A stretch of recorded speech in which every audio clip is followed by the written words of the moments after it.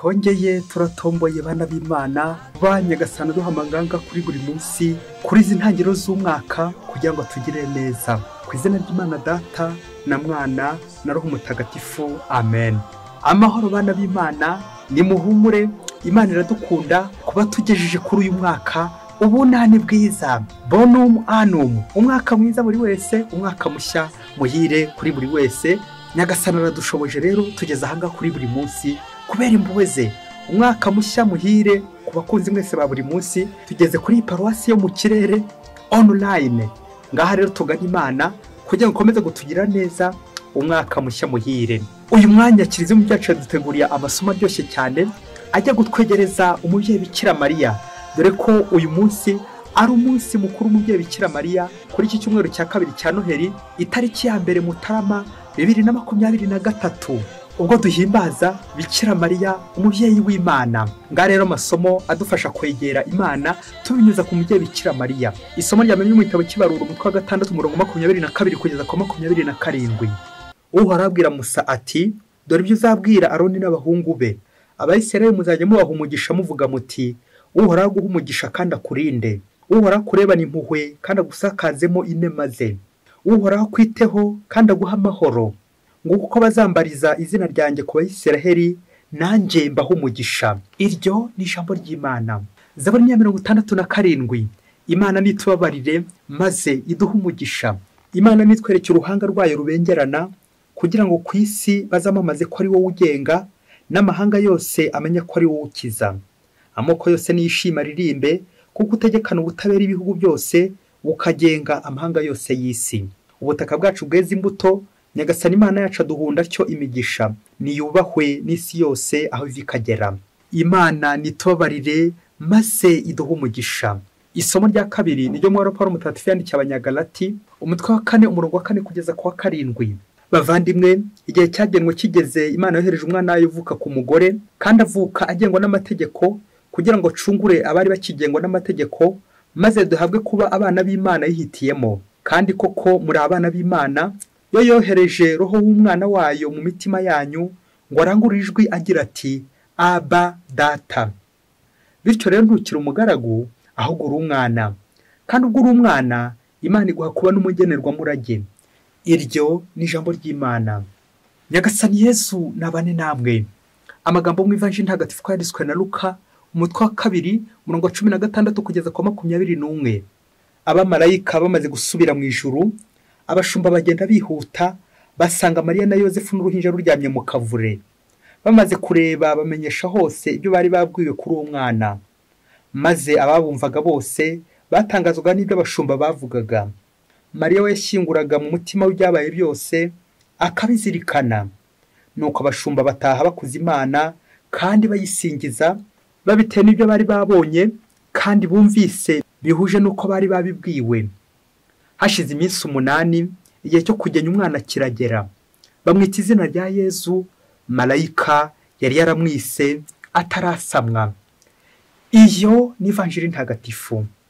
Bakristo bavandimwe, Yesu Kristo akuzwe. Nimugire Yesu na Bikira Mariya. Kuri uyu munsi w'ubunani, bonane kuri buri wese, no munsi nanjye kuvuga uhawe umugisha. Kubera iki umunsi wawe umugisha? Hariho umubyeyi Bikira Mariya kuri uyu munsi. Bikira Mariya nyina w'Imana, Mère de Dieu. Ngaha rero tujye kumuhimbaza uyu munsi wawe umugisha, umunsi wa Bikira Mariya. Ngo umunsi mu mateka hirya kure cyane muri Afurika, ngo umuyobozi umwe, ubwo bamwe barifuza konza kuvuga ko hari mu kibuga, ariko ntabyo mvuze, ngo umuyobozi umwe nyine aho ngaho muri icyo kibuga ngo yatutse mugenzi we, ngo nawe yari umuyobozi birumvikana. Nirinze kuvuga ko yari umuyobozi w'umupira, namwe muraza kubyumva, nta nubwo nza kuvuga ko ari umukinnyi. Ngo nuko umuyobozi umwe nyine aza gutuka mugenzi we, nuko umuyobozi umwe aza guhonda mugenzi w'umutwe, aramunobagura, amukubita umutwe. Niba ari igitego atsindaga ntumbaze. Nuko ngo cyara kabe bari gusubiza ibintu inyuma nyine, bibaza byari bibaye, kubona iyo skandali ibaye, umuyobozi w'umupira, umuyobozi koko akubita mugenzi we, akarwana na mugenzi akamukubita umutwe.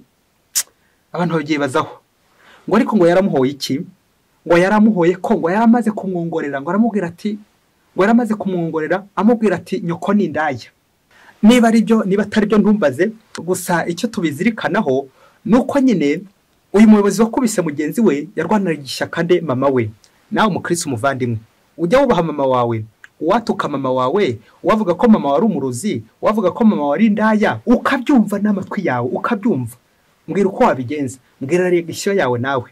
Bakristo bavandimwe, turazirikana uburyo abana b'isi twebwe turwana kuri ba mama wacu, kabari no gwa mama wacu bari mu mafuti, tuvuge baroga, bamwe barasambana, bamwe bararoga, bamwe ni indaya n'abandi bose, tukarwana nabo bose. Naringiye kuvuga badusebeje, ariko se Bikira Mariya nyina w'Imana, Bikira mubyeyi wa Yezu Kristo, we utarigeze anacumura, udafite inenge y'icyaha, kuki we ntabwo, kuki tutagira ishyaka ryo kumurwanira? Navuga kumurwanira mu buryo bwiza. Kumurwanira no kuvugisha pure, kumurwanira no gusenga neza, kumurwanira no gukora ibikorwa by'urukundo. Kuki iryo shyaka tutarigira? Ahubwo tugakomeza tugira ishyari, dukubita abagenzi bacu, tubatuka, bamwe bakabatuka ku babyeyi. Nguko abakristo bavandimwe, abantu benshi batuka abagenzi babo ku babyeyi babo. Ariko wareba abantu dutuka Bikira Mariya, wareba abantu dutuka Yezu ku mubyeyi we, n'ibindi byinshi cyane ibitutsi kuri Bikira Mariya. Ntuka Bikira Mariya ryari? Ntuka Bikira Mariya unifatikanya n'abayobeye kumuvuga nabi, iyo ndi gukora nabi, iyo ntari kubahisha umwana we, iyo ndi gukora ibikorwa bibi bidahesha Bikira Mariya na Yezu icyubahiro. Aho ngandi gutuka Bikira Mariya, buriya se Yezu mbonye, Yezu nyumvise ndiyankubita.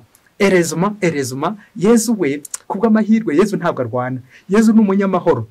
Niyo mpamvu uyu munsi w'ubunani, itariki ya mbere Mutarama, yitwa nanone itariki y'umugisha, itariki y'amahoro, kuko ari itariki y'umubyeyi Bikira Mariya, umubyeyi w'abinema, amahoro. Amahoro ku bantu bose, amahoro ku ngo zose, amahoro ku bana, amahoro no ku babyeyi. Maze hamwe n'amasomo uyu munsi Yezu umubyeyi duteguriye, tujya kuzirikana ku ngingo iryoshye cyane idufasha guha agaciro umubyeyi Bikira Mariya, yitwa affection maternelle. Bishatse kutubwira urukundo rw'umubyeyi ku mwana, urukundo rwa Bikira Mariya kuri Yezu, urukundo rwawe nawe umubyeyi ku mwana wawe. Ese uracyakunda umwana wawe? Affection maternelle ni nkaho tuje muri maternité. Bikira Mariya koko natwe twigisha uburyo tugomba kubyara, tugaheka, tukarera umwana, tukamwita izina ryiza koko, izina rya Yezu, Imana turi kumwe, Emmanuel, nkuko tuza kubyumva uyu munsi nyine wa munani Bikira Mariya yasohoye umwana. Ngaho rero natwe twite izina. Wowe wakwita umwana irihe zina? Umwana Yezu wamwita irihe zina? Ukurikije ibyo yagukoreye, ukurikije ibyo Yezu yagukoreye, ukurikije uko Yezu yakugiriye neza, wamwita irihe zina? Bikira Mariya rero we yamwise Yezu, bisobanura ngo Imana turi kumwe, umukiza. Natwe rero kuri uyu mwaka twifurizanye ineza ya Kristo umukiza, urukundo rw'umwana n'umubyeyi. Mu kuzirikana ku rukundo rw'umwana n'umubyeyi, yumvikana n'umubyeyi Bikira Mariya, kuko n'umunsi wa Bikira Mariya uyu munsi turazirikana ku ngingo 3 iza kudusobanura umubyeyi Bikira Mariya wari we, n'uburyo yakunze Yezu, n'uburyo koko nta ugomba kwivanga mu rukundo rwabo. Ingingo ya mbere iraza kuba amateka y'izina nyina w'Imana, Mère de Dieu. Icya kabiri tuza kuzirikana, turaza kunyarukira muri maternité, maze turizirikane ku rukundo rw'umwana na nyina.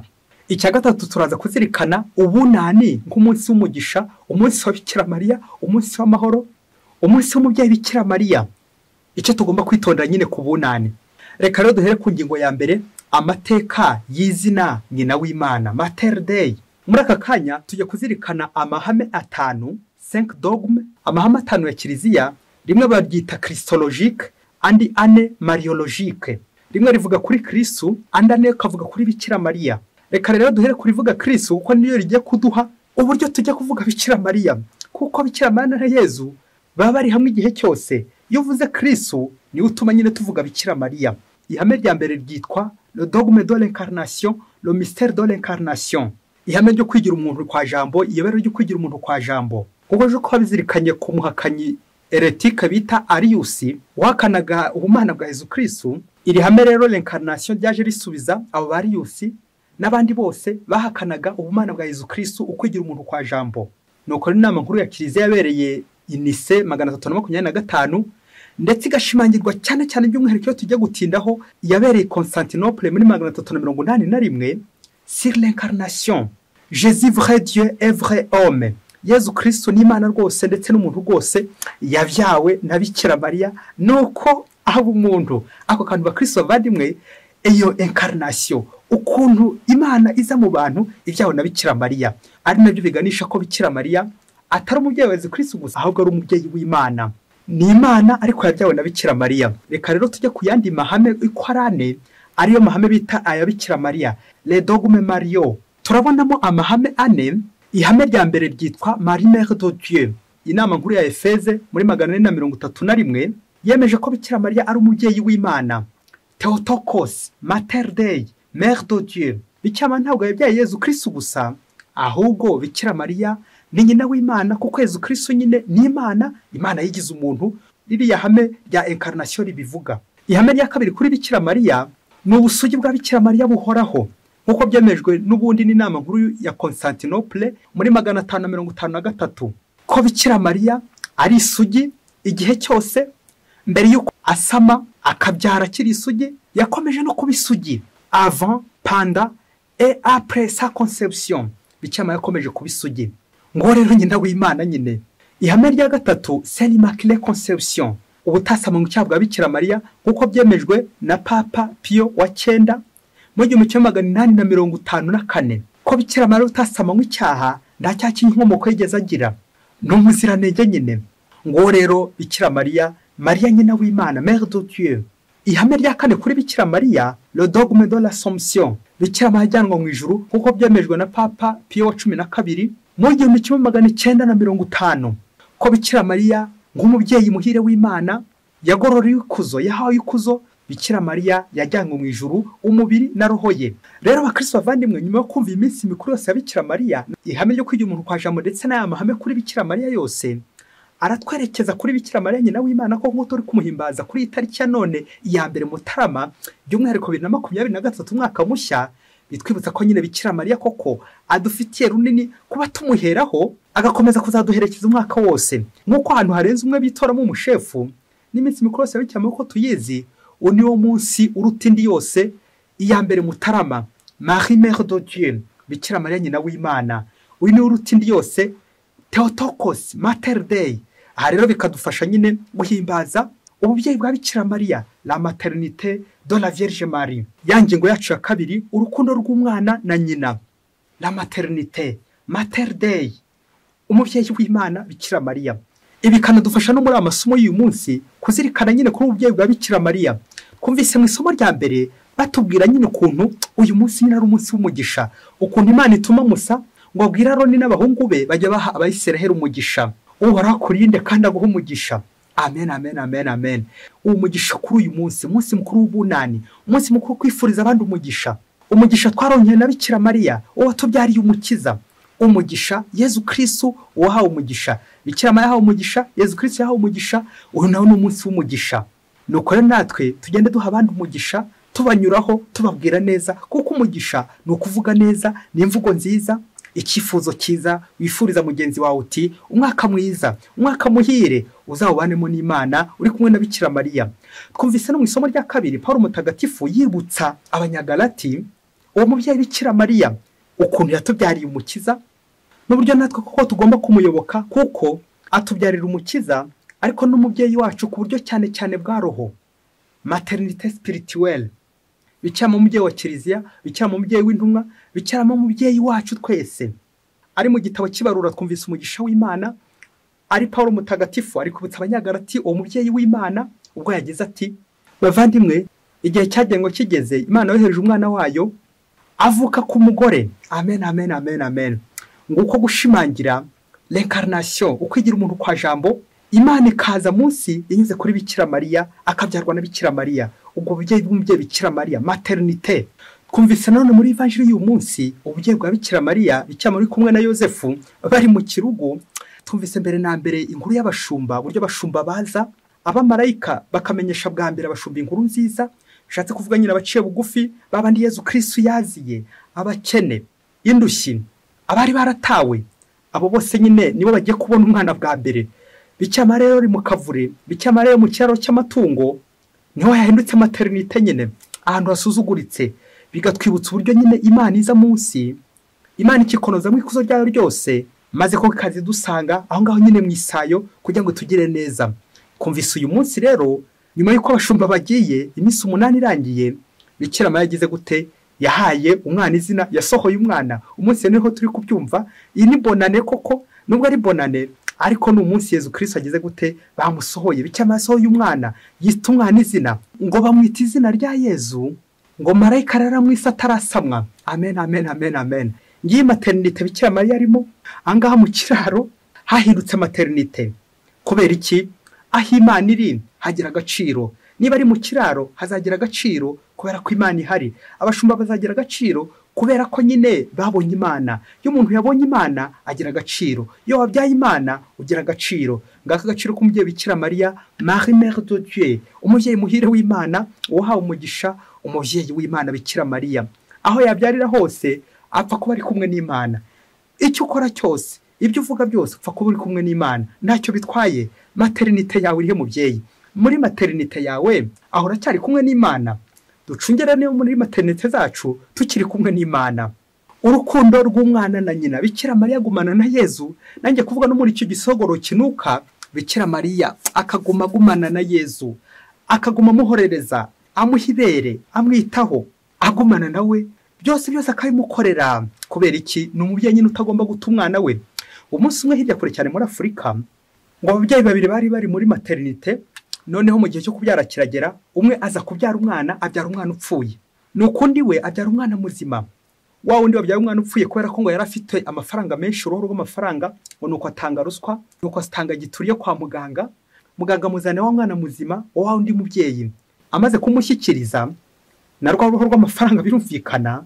Nuko nyina wa mwana akangutse, wa wundi wabyara umwana muzima akangutse, bamubwira nyine ko yabyaye umwana upfuye. Nuko birumvikana atangira ararira bikomeye cyane. Amaze kurira biza kujya nyine n'igihe baza kujya gushyingura wa mwana nyine wapfuye. Amaze kujya kumushyingura agarutse n'ubundi aguma muri ya maternité, akomeza kurira. Urumva nyine umubyeyi wabyaye igihwereye yagomba nyine kurira. Naho wa wundi nawe acigatiye wa mwana we nawe aramufise, ariko wa mubyeyi yamuhibere ngo bikanga, wa mwana agakomeza arira cyane. Nuko gihe kimwe kiza kugera rero uwo mwana koko aza kurwara ngo araremba bikomeye cyane muri iyo maternité. Sibwo rero muganga aje kumupima kugira ngo arebe koko uburwayi arwaye. Mwana atangiye kubabara cyane, ari kurira bikomeye cyane. Ngo nuko muganga amupimye ngaho fora indwara yamusanzemo, ngo asanga uwo mwana afite umuriro urenze wa 40, afite umuriro ukomeye cyane. Aza kumuvumbura mu indwara yitwa Ebola. Amaze kuvumbura ko ari Ebola, abaganga bose bari aho ngaho bariruka ngo hato bataza kwandura. Wa mubyeyi nawe ariruka, wa wundi wari wisenye no umwana ariruka. Abantu bose bari mu bitaro bariruka ngo hato bataza kwandura Ebola uwo mwana bazaniye. Nuko ababyeyi bose amaze kwiruka, abantu bose amaze kwiruka muri ibyo bitaro, wa mwana arakomeza kure wenyine bamusanga kuri icyo gitanda. Nuko wa nyina uryamye hirya atanazi ko ari umwana we, aragenda koko n'ikiniga n'amarira ajya guhorereza wa mwana, maze aramufata. Nuko bari kumureba mu madirishya, byumvikane bishoboye ko ari abaganga n'abandi bose bamuhindura bati wa nkunguzi we, uwo mwana urabona atajya gukwanduza. Baramumwangisha ngo mwanje mwihorere, ariko mubye akomeza kumugundira aramufata. Wamaze kumuhibere wa mwana ngo ahita aceceka, maze bari inyuma bose bakoma mu mashyi ati buri umwana abonye nyina buriya tu, uriya ntewe nyina. Ibindi byakurikiyeho kubona umwana afite uburwayi bwa Ebola, bishoboke ko yaje gukira birumvikana. Kubera iki? Wasanga atari Ebola yararwaye, ahubwo yararwaye kubona nyina. Affection maternelle, yabuze affection, yabuze umuntu umuha urukundo, yabuze nyina umuha urukundo, yabuze nyina umutetesha. Nuko yarangiza kubona nyina akagira gute? Agaceceka, agahorerezwa, nyina akamuhorereza. Naho reke abandi bahunze ngo bahunze Ebola, ngo hato bataza kwandura. Muvyeyi ngo urwo rukundo rw'umuvyeyi ku mwana, affection maternelle, mu bitaro umuvyeyi akita ku mwana akamuhorereza. Umwana yabonye nyina. Iyo umwana yabonye nyina ibintu bigenda neza. Iyo umwana yabonye nyina ibintu bibera amahoro. Iyo umwana yabonye nyina umwana araceceka, umwana ntiyongera kurira, yana bwa bwayi burazima buragenda. Nguwo umuvyeyi. Bakristo bavandimwe, nguko Bikira Mariya natwe ahumiriza akagira gutya, akajya kudushyingura. Kandi hari abandi batwisha, hari abandi batugiriye nabi, hari ibindi bibazo twahuye nabyo, akajya kudushyingura. Yava no kudushyingura agakomeza kugenda ahorereza bamwe na bamwe. Nguko Bikira Mariya tujyana, agatwonsa, agatwitaho, akadukuza, akaducutsa kuzageza igihe aduherekeje kwirimbi. Ukuye umuvyeyi nyine uvyara, arangiza bakamuha nyine umwana upfuye akamuherekeza. Uko niko Bikira Mariya natwe azaduherekeza kugeza igihe tuzapfira. ngiye yandakuramutsa Mariya nyine kuri ubu n'igihe tuzapfira bicyama dusabira kuri ubu n'igihe tuzapfira ngo umubyeyi wacu utadutererana n'igihe twaba turwaye indwara zandura za Ebola za coronavirus bicyama ntabwo wadutinya akomeza kugenda agumana natwe affection maternelle ese mubyeyi wowe aho uyu mwana ka affection ujye umuhorereza ujye umukoraho ujye umwitaho wita gute ku mwana wawe wita gute ku rubyaro rwawe aho nta bantu bajya baguca intege ati reka uwo mwana ararwaye mwihorere aha uyu munsi no kureba ibitaro byacu abana b'inzererezi abana bagiye mu muhanda kandi ari abacu twagiye duta ngo kubera ko umwana unyura umugi ngo kubera ko umwana yahutse ku biyobyabwenge ngo kubera ko umwana yabaye indara nyamara indara ni yawe ni ikibore ariko ni icyawe ubyaye ishyano araryonsa natwe abakristo bavandimwe turi abanyabyaha ariko Imana ntijye dutererana bicyama ntashobora kudutererana agumana natwe mpaka niyo abandi bose baduteranye bakaduhunga indwara abandi bagatwinena abandi bakaduha kato Bikira Mariya akagira gute akadupfumbatira bicyama akadukomeza akadushyigikira ku Mana niyo mpamvu natwe tugomba kumwiyambaza kuko n'umubyeyi wacu ntawe ukunda umwana ngo yanjye nyina ntawe utumwana mubyeyi guta umwana se uwo n'umubyeyi koko ngo kuko umwana yerekana akerekana umubyeyi we umubyeyi Bikira Mariya uko niko Yezu na Bikira Mariya bari mahwi bicyama ntashobora guta Yezu na Yezu ntiyata Bikira Mariya yewe abantu bose baramuta bakajya guteba abandi bayobe bamuvuga nabi bamunegura bamunenga ariko Yezu na Bikira Mariya ni bamwe ni mahwi natwe Bikira Mariya turi muri maternité Bikira Mariya umubyeyi muhire w'Imana natwe tuvuganire reka tujya ku ngingo ya nyuma ubunani umunsi wa Bikira Mariya umunsi w'umugisha tumaze kumva muri iyi nkuru ko buryo umubyeyi atumwana ngo kandi ari uwe nyine aho ngaho uyu muganga biraza kugenda gute kura nawe ifoto y'umuganga ugomba gutanga ubuzima ariwe akaba ari we uri gutanga urupfu uri kumwiryane uri kwakira ruswa umuganga vocation yawe ni ugutanga ubuzima ubimenye maternité nkuko bicyamana utanga ubuzima rero abakristo bavandimwe hari ikintu cyacyobera ku bunani c'est un danger de mort ikintu giteye ubwoba kandi gitenge kimwe se ngiye kubabwira ntago ngiye gukibabwira ahubwo ngiye gukibibutsa muze kureba kandi ugicungisha ikintu rwose cyayobeye abantu uburyo wasobanura gute uburyo ku munsi w'Imana wasobanura gute uburyo umunsi wa Bikira Mariya ku munsi wa Bikira munsi w'ubunani ariho haba amadega menshi cyane ariho hakorwa ibyaha byinshi cyane ariho abantu batabana ariho ababyeyi batabana ariho abantu babambaye neza ariko bikaza kurangira bari kwiyambika ubusa ariho abantu barya neza by'agatangaza ariko abenshi bagasonza kuri roho kuki umunsi w'umugisha wahindutse umunsi w'umuvumo kuki abantu benshi ku munsi w'ubunani ariho dukora amafuti ariho tugwa mu byaha byinshi ariho dukora amanyanga babyeyi niba ndi kubeshya ninde uyu munsi uza kuvugisha pure ninde uza gutera ushapure ngo ayivuge nawe uyu munsi shyira katoki hejuru turebe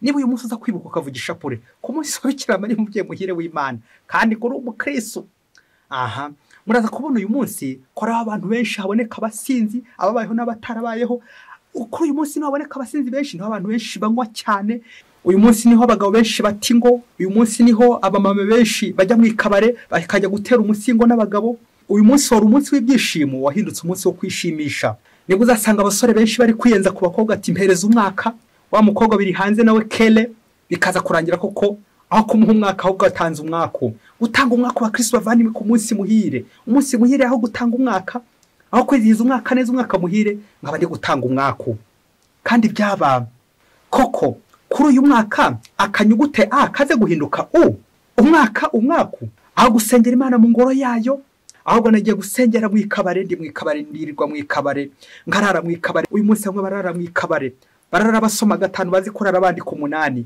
ijoro ryose uri kwandika 8 guhembuka kwishimisha ingeso mbi zo kwishimisha none niho ziba nyinshi cyane kandi ari ku munsi wa Bikira Mariya mukristo murejiyo mwana wa Bikira Mariya uri mu biki koko kuri uyu munsi niho benshi basara gusarukoka ku ngeso mbi ubusinzi uburayi ubusambanyi n'ibindi byinshi cyane birimo za iyo sayo yose warangiza ngo ndi umukristo kandi koko uri kwishora kwa sekibi Bikira Mariya uri kumwandavuza nyine muze gucunga ejo ahantu henshi kwa muganga niho bagira abakiriya benshi abarwayi benshi kubera iki bamwe n'inkomere abandi bararembye abandi inzoga zaraye zibishe baraye baguye ivutu abantu benshi bahangayitse iminaniro yabaye myinshi uyu munsi muganga n'umupolisi bamerewe nabi cyane umutekano nyine uba mukeya kandi uyu munsi twibukiranye ko uyu munsi ari umunsi w'amahoro umunsi wa Bikira Mariya umunsi tugomba kwizihizaho Imana tukishimira ko umubyeyi yasohoye umwana yamwise izina ariko akenshi aho kwishima turishimisha, urimo nanjye ndimo. N'ikimenyimenyi uze gucunga isaha uze kugerera mu rugo iwawe, n'ikimenyimenyi uze gucunga ibyo uza kunywa, ibiryo uza kurya uko bingana. Uragusanga uri gufata ibyo utari usanzwe gufata kubera iki? Umururumba, umurengwe n'ibindi byinshi cyane ko umunsi mukuru wa Bikira Mariya. Umunsi wa Bikira Mariya koko, umunsi wa Bikira Mariya akaba ariho kwagwa ivutu, kwasinda ingeso mbi, nguko gusahinda, gusambana, gusaragurika, gusaba yangwa. Nuko umunsi wa Bikira Mariya umunsi wari umugisha, twebwe ugasho tukawuhindura umunsi w'umuvumo, aho ku mwaka mushya muhire ukaba umwaka wa Kristo bavandimwe. Rero mu Kristo muvandimwe, niba koko wifuza kugumana na Bikira Mariya kuri uyu munsi, gerageza nawe uyu munsi koko umunsi w'amahoro, umunsi w'umugisha, uvuge neza, ubwire abantu neza, utange umwaka nyine, utange ikiri cyiza, ufashe bagenzi bawe, ufashe abatishoboye, witware neza. Uyu munsi ukubera umunsi w'umugisha, nicyo nanjye nakwifuriza. Umunsi ukubera umunsi w'umugisha, umunsi wa Bikira Mariya.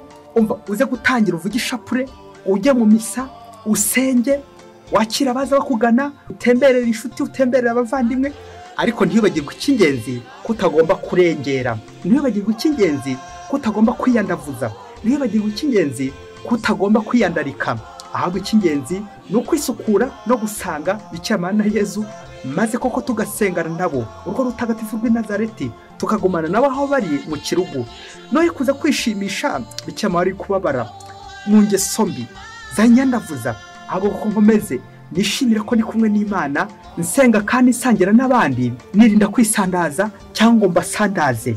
Mwese mbifurije umunsi mwiza, Bonane, umunsi wa Bikira Mariya mwiza, Bikira Mariya Nyina w'Imana, ukomeze kudusabira buri munsi. Mwese Imana ibaho umugisha, Imana Data na Mwana na Roho Mutagatifu. Amen. Padiri Masumbuko Ladislas wa Diyosezi ya Cyangugu.